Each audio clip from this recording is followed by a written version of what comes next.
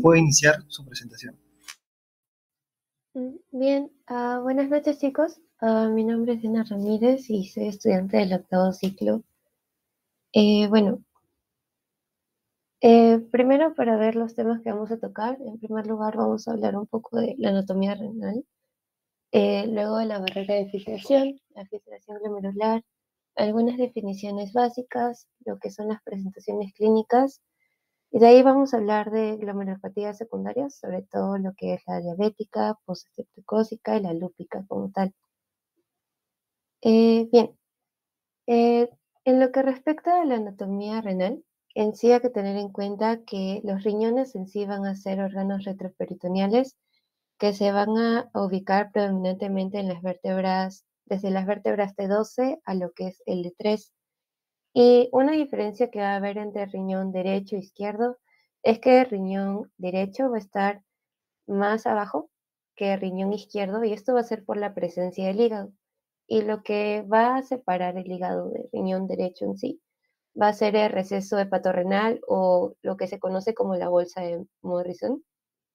Y bueno, ahora en sí lo que es más importante respecto a lo que es la anatomía, perdón, a lo que es la anatomía renal, son las arterias renales como tal.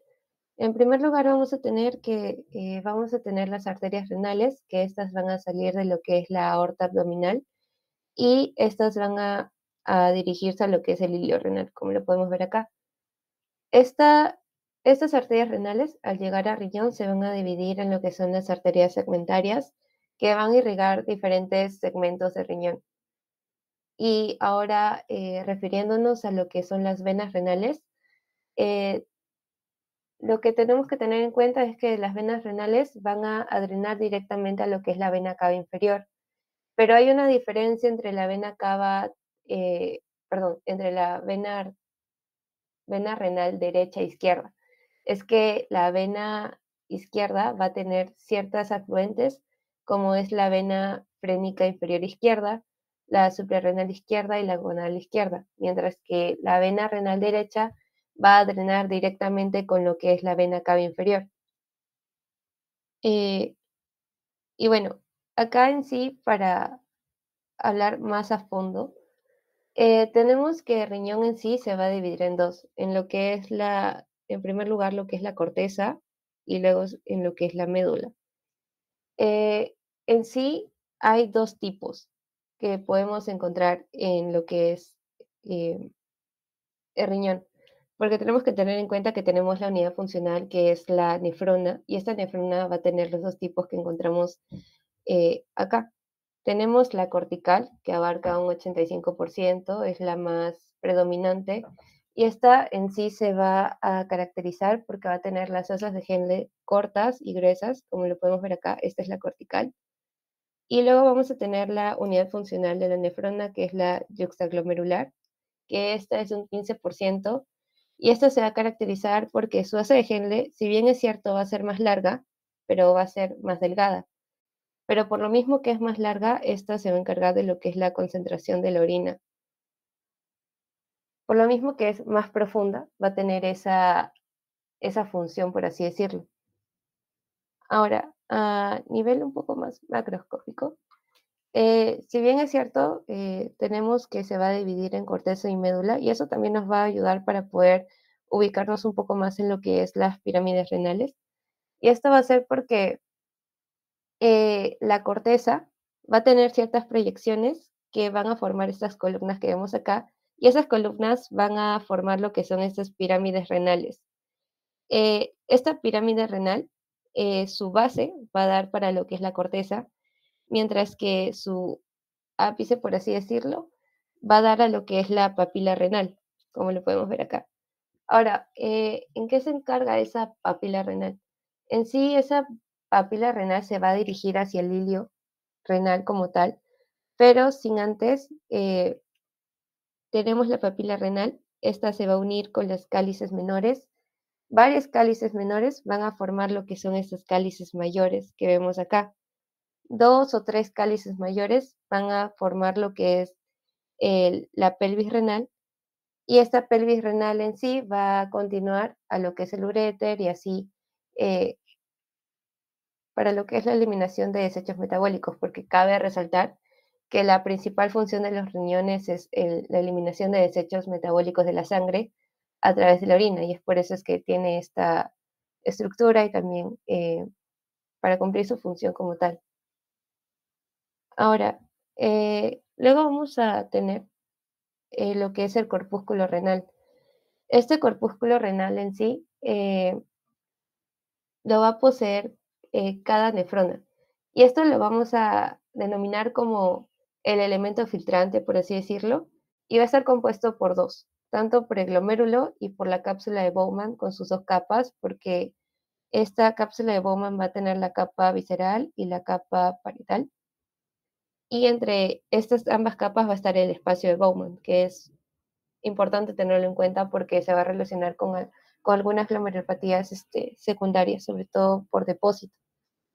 Eh, entonces, en lo que se refiere a lo que es el glomérulo como tal, este glomérulo va a estar compuesto por tres capas que van a formar en sí lo que es la barrera de filtración. En primer lugar tenemos el endotelio, la membrana basal y los podocitos como tal.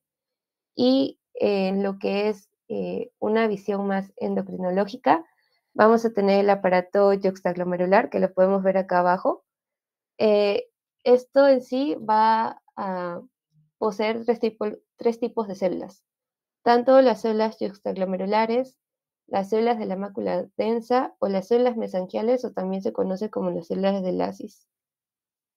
Entonces, de una vez que tenemos en cuenta esto, eh, muy aparte de este corpúsculo renal, vamos a tener que van a haber los túbulos renales que van a estar fuera de este. Y dentro de los túbulos renales tenemos los que ya conocemos, como el túbulo proximal, la ACG, el túbulo distal, el túbulo colector, que estas en sí van a estar compuestas por lo que es células que van a constituir su membrana, y en sí estas van a tener ciertas funciones que realmente ahorita no es el tema principal. Entonces vamos a ir con lo que es la barrera de filtración como tal. En primer lugar, tenemos lo que es la primera capa, que es la capilar endotelial. Esta capa es importante porque es la capa que en sí va a interactuar con la sangre que se va a mover a través del capilar o del vaso sanguíneo. Eh, Va a tener una característica principal, que es la que va a presentar fenestraciones, o también se conoce como perforaciones. Y estas fenestraciones van a permitir que ingrese o bueno, salgan ciertos solutos, y estos solutos tienen que tener un tamaño entre 70 a 110 nanómetros para que puedan salir. Y dentro de su composición, que también es importante tenerlo en cuenta porque más que todo en esta primera capa, que es la endotelial, va a predominar lo que son las cargas. En primer lugar, en su composición tenemos los glucosaminoglicanos, que va a estar constituido por el heparán y el condentín sulfato, y luego los proteoglicanos, que es el perlacán y el versicán. Ahora, ¿por qué lo coloco en rojo? Es porque principalmente son los proteoglicanos que van a brindar esa carga negativa, que va a repeler y va a funcionar como barrera de filtración. Eh, Luego tenemos la segunda capa, que es la membrana basal como tal. En sí, esta membrana basal va a estar compuesto por el colágeno tipo 4. Ahora, en sí podríamos decir que es el colágeno tipo 4 que es el principal eh, compuesto de esta barrera, porque va a permitir lo que es la selectividad de tamaño como tal. Muy aparte de las glucoproteínas y mucopolisacáridos, lo que se resalta es lo que es el colágeno tipo 4, y también va a estar sujeto a ciertas glomerulopatías secundarias como el síndrome de Alport. Luego tenemos lo que es la barrera de filtración y la tercera capa, que son los podocitos. Estos podocitos se van a caracterizar porque van a estar incrustados, así como pulpos, a lo que es la membrana basal. Y se va a caracterizar porque, así como tal cual un pulpo va a tener ciertas, vamos a decirle tentáculos, y va a poseer a esto se va a denominar como procesos podocitarios, mejor dicho.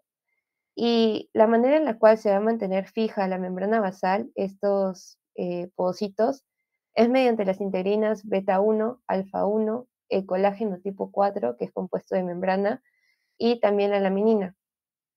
Pero por lo mismo que posee tentáculos o procesos podocitarios entre cada podocito, vamos a tener que va a tener como unos poros, que en sí estos poros tienen un radio de 12, que más adelante lo vamos a especificar, para que esos entre espacio y espacio, a esos espacios se le va a denominar diafragma como tal. Entonces, este diafragma va a tener algunos compuestos, los intrapodocitarios, es decir, que van a estar dentro del podocito, y los extrapodocitarios. En lo que es extrapodocitario, el principal va a ser la nefrina, que va a ser más que todo una proteína transmembrana, es decir, que va a atravesar la membrana, y esta se va a fijar a los filamentos de actina, que son filamentos intrapodocitarios. ¿Y para qué se va a llevar a cabo esta, bueno, por qué funciona así? Y esto es para mantener la citoarquitectura de lo que es el podocito. En lo que es el intrapositario vamos a tener el CD2AP, la podocina, la alfa-actina 4. Sin embargo, lo que se resalta más es la unión de nefrina con la actina para poder mantener la forma en sí. Bueno, ahora vamos a tener el mesangio. El mesangio en sí, nosotros acá podemos ver en la imagen que tenemos el endotelio, la membrana basal, que va a dar este sostén a lo que es el glomérulo. Pero hay ciertos espacios, como podemos ver acá, que no va a poseer tanto membrana o endotelio. Entonces, en este espacio es donde va a predominar este mesangio para poder brindar ese sostén. Pero este mesangio en sí no tiene como que la única función de brindar sostén, sino también tiene propiedades fagocíticas, más que todo para eliminar ciertos materiales o macromoléculas que van a entrar a los espacios subendoteliales. Eh, pero hay una característica que justo la literatura menciona, que es entre esta propiedad fagocítica que tienen las células del mesangio. Si lo comparamos con los macrófagos, solo tiene una eficiencia del 10%. Entonces, eso quiere decir que no iguala a lo que es la función del macrófago como tal. Aparte, tiene otras características como es la regulación de flujo sanguíneo, por ejemplo, y esto va a ser más que todo porque va a responder a ciertas sustancias neuromurales que en sí va a poder regular lo que es flujo sanguíneo. Y ahora, ¿por qué no se filtran las proteínas a través de esta membrana? En primer lugar, vamos a tener la propiedad de diámetro molecular. Más que todo se va a permitir el pase de sustancias menores a 1.8 nanómetros o de 18 Armstrong. Y hay que recordar que el tamaño estaba más que todo indicado por lo que es la membrana, sobre todo por el colágeno tipo 4. Y luego tenemos lo que es el peso molecular. Esto en sí, el peso molecular, depende. Por ejemplo, si es menor de 70 kilodaltons, vamos a tener una selección por carga y por tamaño. Y cuando nos referimos a carga, acá hay que recordar que entraba el endotelio,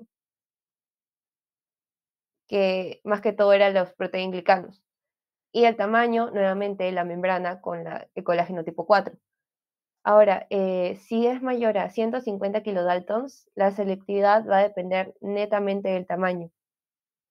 Ahora, luego tenemos otro compuesto que es lo que es el diámetro de la barrera. Tenemos las fenestraciones, que hay que recordar que se encontraban en el endotelio. Eh, Esto solo permitía el pase de solutos entre 70 a 110 nanómetros. Y luego tenemos el diafragma, que eran los espacios que habían entre los podocitos. Y estos poros van a ser de radio de 12 nanómetros. Bueno, ahora, ¿cómo se produce en sí esta filtración glomerular? Esto en sí va a predominar por algo que se conoce como las fuerzas de Starling. Acá va a haber dos tipos de presiones, la presión hidrostática y la presión oncótica. En lo que es la presión hidrostática vamos a tener más que todo la presión de tanto del capilar como del espacio de Baumann, que va a estar entre la capa visceral y parietal. Y la presión oncótica que va a estar predominantemente por lo que son las proteínas, que es lo que va a determinar. Pero como ya sabemos, la sangre va a ingresar por lo que es la arteriola aferente. Entonces, cuando ingresa la sangre va a predominar lo que es esta presión hidrostática. Y la presión oncótica no es que va a estar disminuida, sino que por lo mismo de que hay mayor cantidad de líquido, no se va a percibir esa concentración oncótica o de proteínas que vamos a percibir cuando ya esté saliendo por la arteriola eferente después de la filtración glomerular. Y es por eso que acá podemos ver como en esta imagen, cómo la presión oncótica va aumentando poco a poco porque ya se va dando lo que es la filtración glomerular. Ahora, hay dos términos que debemos diferenciar. En primer lugar, la filtración glomerular, que es netamente glomérulo, y luego tenemos el clearance, que es algo más grande, más sistémico. Eh, bueno, y acá tenemos más que todo, bueno, vamos a iniciar con esto para luego ir a lo que es glomerulopatías. El síndrome nefrótico o síndrome nefrítico. Eh, ¿Cómo diferenciarlo? En sí, en lo que es síndrome nefrótico, vamos a hacer la memotecnia que tiene la O de proteína, que es lo principal. Eh, un síndrome nefrótico va a tener la famosa triada de lo que es la proteinuria, el edema y la hipoalbuminemia. Esta proteinuria va a ser mayor mayor a 3,5 gramos por 24 horas. Una hipoalbuminemia que va a estar definida como menor a 3 gramos por decilitros y un edema que se va a caracterizar por ser ascendente, es decir, que puede llegar a ser una anasarca. Ahora, acá se colocó lipiduria y esto va a ser porque por lo mismo que hay proteinuria y hay hipoalbuminemia, hay que recordar que la albúmina está presente, es una proteína eh, importante, abarca un 55%. Entonces, cuando perdemos la albúmina, el hígado va a empezar a producirla y no solamente va a producir esa proteína, sino también otra como las lipoproteínas y es por eso que va a aumentar lípidos y se va a eliminar por medio de la orina y es por eso que vamos a tener lipiduria. Igual que algunas otras complicaciones que puedan haber en lo que es síndrome nefrótico. Pero para acabar la idea, junto a esta proteinuria, va a estar conectado con lo que es la orina espumosa y esta lipiduria va a estar conectado con lo que es los cuerpos grasos ovales en lo que es la orina. Porque por ejemplo, el síndrome nefrótico, lo más común es lo que es la diabetes, es lo usual. Entonces, en un paciente diabético, tú le vas a hacer un screening de acuerdo a su examen de orina. Entonces, ahí puedes determinar, por ejemplo, si es micro o macroalbuminuria, entre otras complicaciones que pueda tener. Ahora, eh, ¿cuáles son las complicaciones que pueden ocurrir en un síndrome nefrótico como tal? En primer lugar, las infecciones. Por lo mismo que hay proteinuria y hipoalbuminemia, eh, se va a perder proteínas de complemento. Por ende, al no haber proteínas de complemento, que es la primera respuesta bueno, no la primera, pero es respuesta del organismo ante ciertas infecciones, es donde, bueno, se puede dar lo que es infecciones. Incluso se menciona que, por ejemplo, en edades pediátricas es muy común lo que son las peritonitis espontáneas. Em, Otra complicación es también que el paciente va a estar muy predispuesto a trombosis venosa profunda o simplemente una trombosis en alguna arteria renal, por lo mismo de la pérdida de proteínas. Luego tenemos lo que es el síndrome nefrítico, que este se va a caracterizar más que todo por hematuria, por edema y por hipertensión. Y por lo mismo, si en nefrótico tenemos la U de proteína, en nefrítico tenemos la I de inflamación.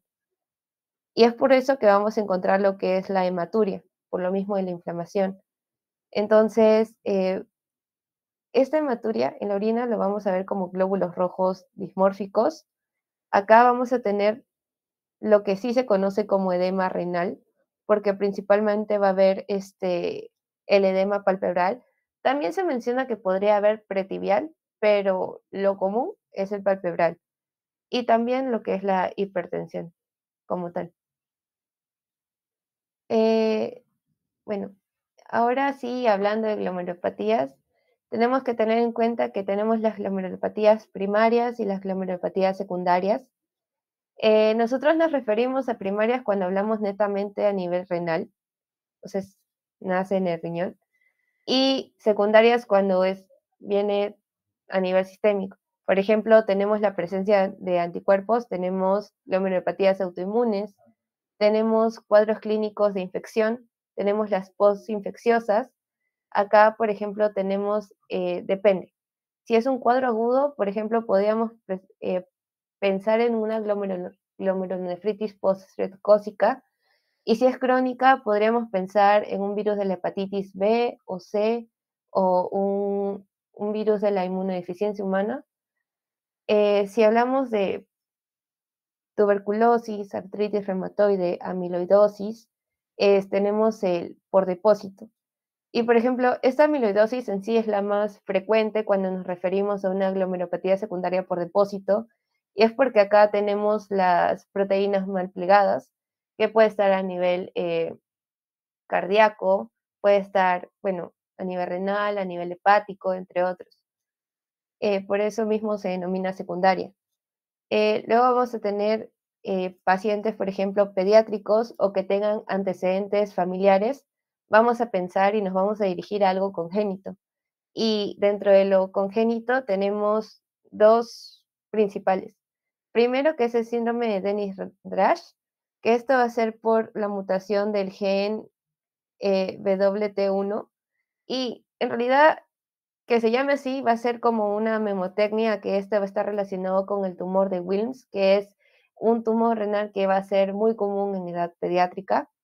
Y luego vamos a tener la enfermedad de Alport, que en realidad esta enfermedad de Alport va a estar relacionado con mutaciones de colágeno tipo 4. Y justamente, si recordamos, este colágeno tipo 4 es como la composición principal de lo que es la membrana basal. Entonces ahí viene lo que es el problema con la enfermedad de Alport. Y no solamente afecta a nivel renal, sino también a nivel auditivo, por ejemplo. Luego tenemos, en realidad, que es la principal, que es la glomerulopatía diabética, que es diagnósticos por diabetes tipo 1, tipo 2. Se menciona que en tipo 1, por ejemplo, que sea en un periodo mayor a 5 años, es como que el usual que se presente en ese tiempo. Y luego tenemos antecedente de consumo, exposición tanto a drogas o a sustancias tóxicas como tal. Y bueno, ahora para ahondar un poco más en lo que es glomerulopatía diabética, que es la más común, en sí vamos a tener que cuando hablamos de diabetes hablamos de altos niveles de glucosa en la sangre. Entonces, eh, a nivel de los túbulos renales, la glucosa se va a absorber principalmente en el túbulo contorneado proximal. Y este túbulo contorneado proximal va a tener un umbral que el valor máximo va a ser de 180 miligramos por decilitros. Entonces, ¿qué pasa cuando se excede este umbral? Se va a producir lo que se conoce como glucosuria. Y esta glucosuria se va a traducir en lo que es la presencia de glucosa en orina. Y por lo mismo que la glucosa va a estar aumentada, se va a unir a proteínas en un proceso llamado glicación no enzimática. Y su nombre lo dice, no necesita enzimas para poderse unir a lo que son las proteínas como tal. Ahora, eh, ¿qué es lo que se produce en lo que es una nefropatía diabética? En primer lugar, vamos a tener una primera etapa de hiperfiltración, en donde se menciona que la arteriola, bueno, la arteria más comprometida va a ser la eferente, es decir, por donde sale la sangre, por así decirlo. Y esto va a ser porque se va a producir más que todo una rigidez y un estrechamiento. Y eso va a ser porque va a haber una aterosclerosis hialina. Acá se va a formar una capa que va a reducir lo que es la luz del vaso de la arteria eferente, y por ende va a generar que aumente la presión. Si aumenta la presión, va a aumentar la presión del glomérulo también y por ende va a producir una dilatación de lo que es la arteria aferente por donde ingresa. Entonces, aunado a eso, o sea, o agregándole, la dilatación que se va a producir en esta arteria aferente va a generar que ingrese mayor cantidad de sangre y por ende esa presión va a aumentar y también va a generar de que haya también un aumento en sí de lo que es el tamaño del glomérulo. Y eso va a generar lo que es el aumento de la filtración glomerular y es por eso que se menciona que se genera una hiperfiltración. Ahora, esto no solo queda en lo que es la formación de la aterosclerosis hialina, que es lo que desencadena esta hiperfiltración, sino también va a estar aunado con lo que es la expansión mesangial como tal. Esta expansión mesangial, acá vamos a tener, por ejemplo, las células mesangiales en este dibujo. Estas células mesangiales van a aumentar lo que es la matriz estructural que se va a generar y también va a contribuir a que este glomérulo aumente de tamaño. Entonces, como se van a depositar y se van a aumentar también este número de células mesangiales, se van a formar unos nódulos, que más adelante lo vamos a ver a nivel histológico. Eh, lo vamos a ver, depende de su etapa. Lo podemos ver de manera escasa o también lo podemos ver ya como los nódulos de Kim Steele-Wilson, que ya es como lo característico de una nefropatía diabética como tal. Eh, ya vimos lo que es que se produce a nivel mesangial, ahora vamos a nivel de la membrana basal. Eh, por lo mismo que se produce este aumento de tamaño, este aumento de presiones, la membrana basal también va a presentar una mayor permeabilidad. Y esta mayor permeabilidad que va a presentar la membrana basal va a generar que haya un mayor paso de proteínas como tal. Pero como ya lo vimos en la barrera de filtración, esta membrana basal va, va a estar, o sea, los podocitos van a estar incrustados en esta membrana basal y si esta membrana basal se expande, por ende, estos podocitos que van a estar anclados van a aumentar esos espacios que van a tener, que eran los poros que habíamos hablado que tenían un radio de 12 nanómetros, va a aumentar ese radio y por ende va a haber mayor pase de sustancias. Entonces, es por eso que se produce como tal esta hiperfiltración en lo que es la nefropatía diabética y es por eso que en nefropatía diabética vemos el síndrome nefrótico.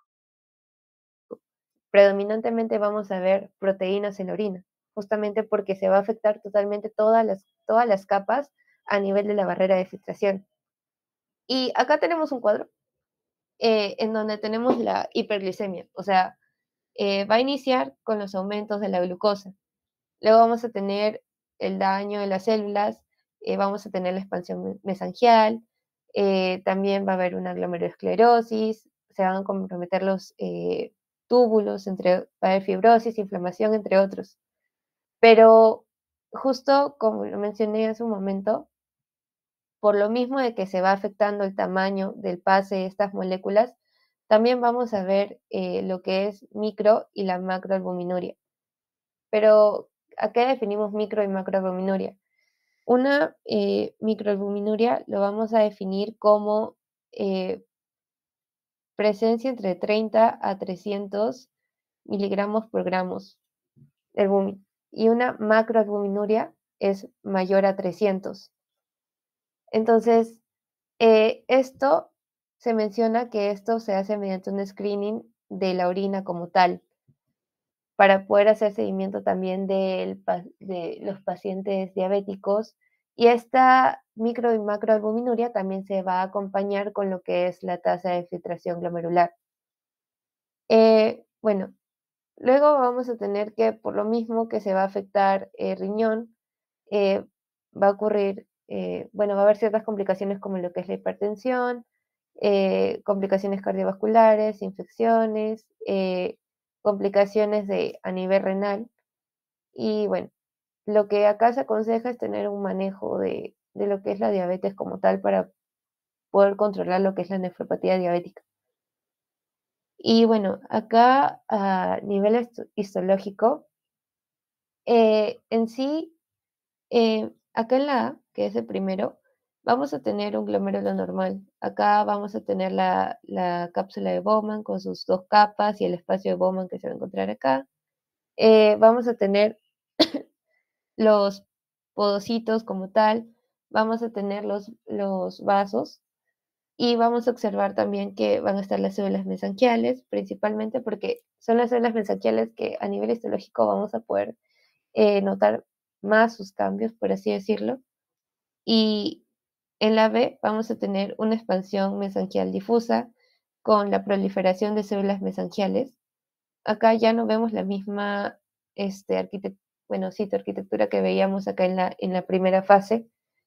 Y ya en la fase C, ya tenemos una expansión mesangial prominente con una nodularidad temprana y una mesangiolisis. Cuando hablamos de mesangiolisis es la ruptura del mesangio como tal.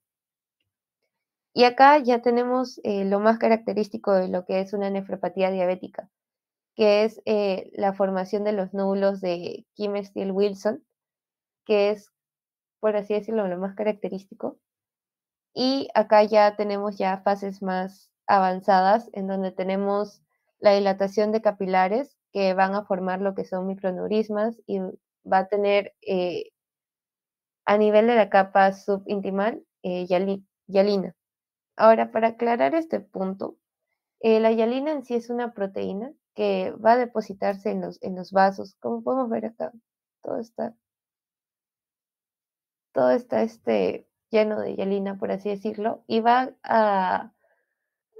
en sí a afectar, eh, bueno, no, se va a depositar en los vasos sanguíneos y esta capa subintimal es la capa que va a estar más en contacto con lo que es la luz del vaso. O sea, porque hay que recordar que en un vaso sanguíneo tenemos la capa íntima, media y adventicia. Entonces, la íntima es la más relacionada a la luz. Eh, y bueno, en la última etapa tenemos el glomérulo obsoleto como tal.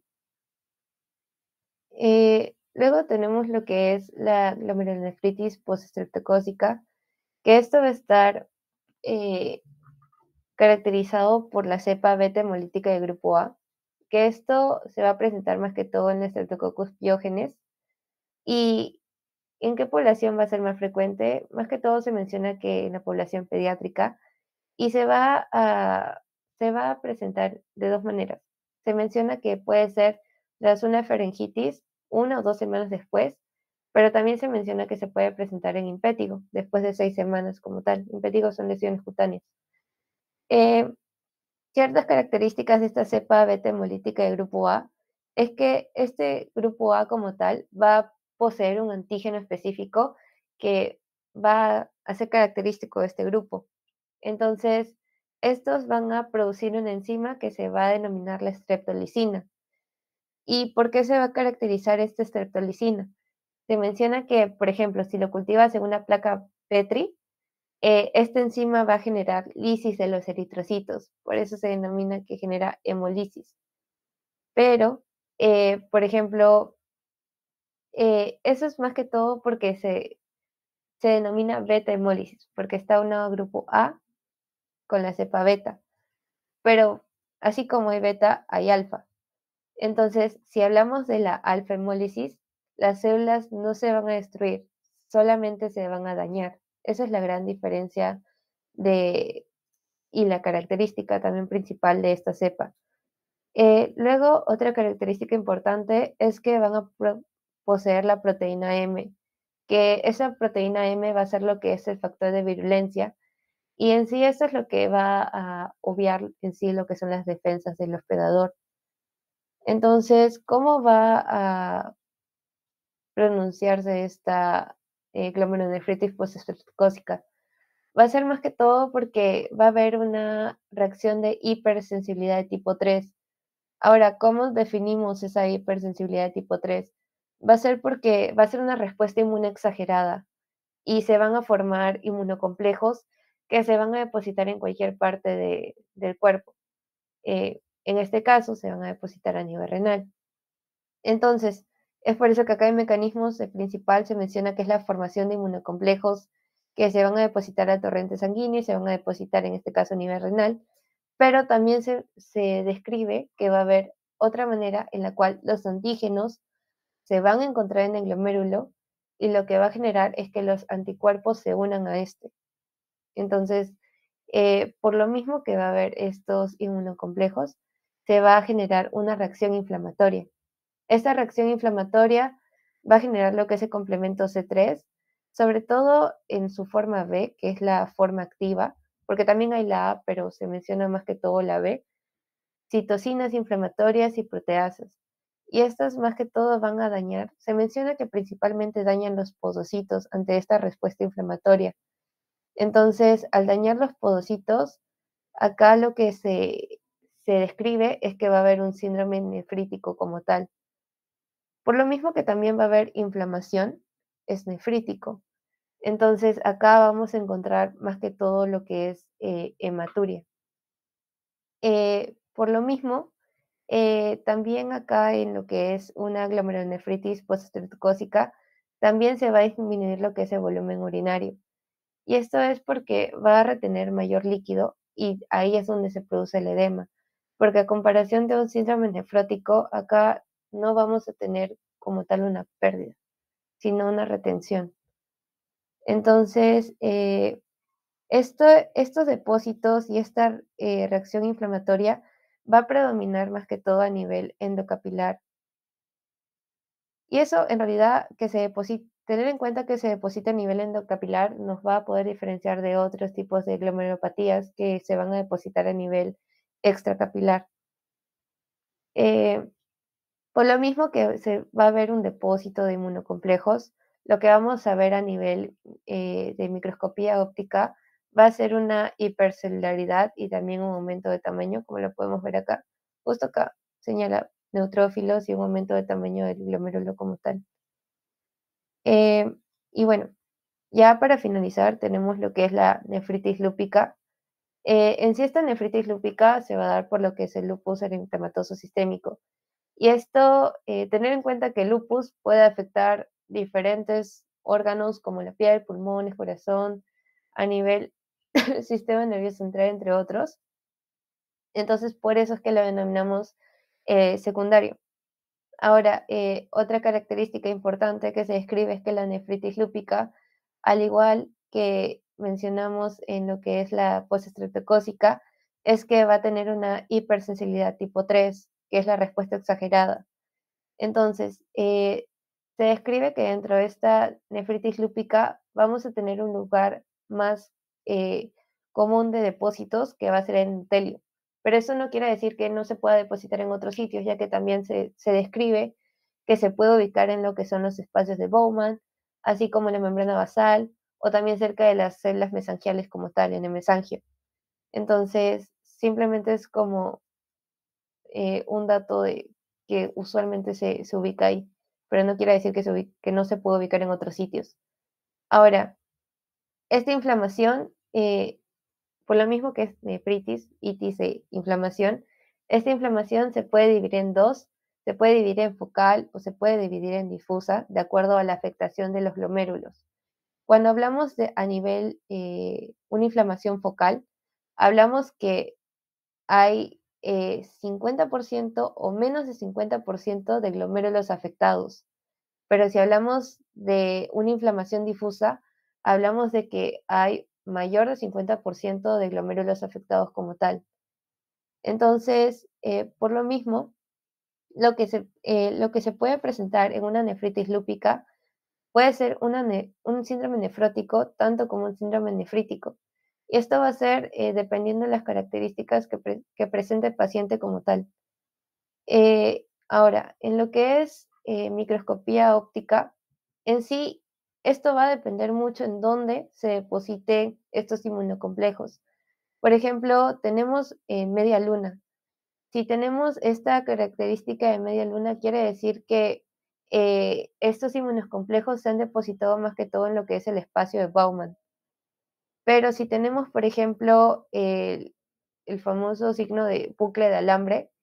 Quiere decir que se ha depositado a nivel de la membrana basal y se va a ver de esta manera porque al depositarse en la membrana basal ha aumentado su grosor y es por eso que tiene ese aspecto a nivel de microscopía. Y bueno, eso sería todo respecto a hemeropatías secundarias.